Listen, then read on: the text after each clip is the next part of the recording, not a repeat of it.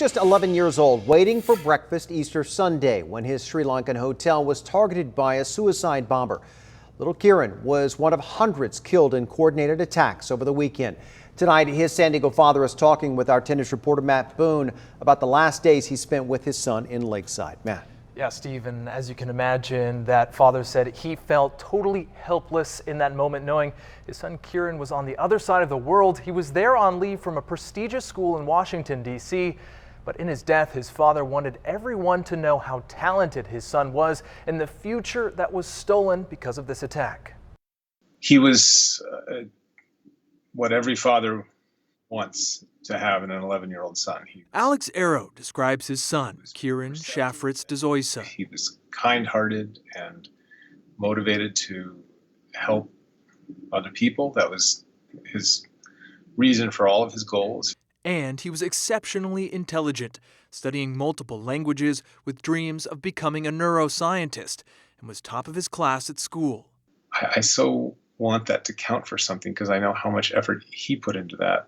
But he was also a normal kid, enjoying board games and outdoor adventures. But this time we did some hikes. We did a kayaking out on the lake, Lake San Vicente. On April 14th, Kieran flew from San Diego back to Sri Lanka, where his mother is from and where he was finishing 18 months as a student.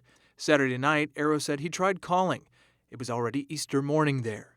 But he texted me, "Can't talk now," which I later learned he was in the elevator at the Cinnamon Grand Hotel on his way down to the restaurant there for the Sunday brunch with his mom and his grandma. Minutes later, a suicide bomber walked into the restaurant and blew himself up, sending shrapnel flying. One ended up piercing Kieran's heart. They worked on reviving his heart, but he had no brainstem activity. Arrow now left to remember his son's exuberance and how it was taken away too soon. If my son had been just sitting a foot away in a different direction, it could have been totally different.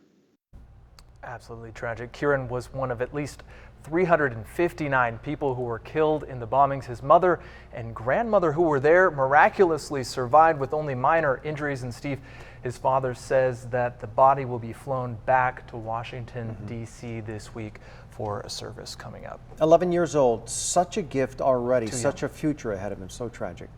All right, man. So. Thank you. A 3-hour high-speed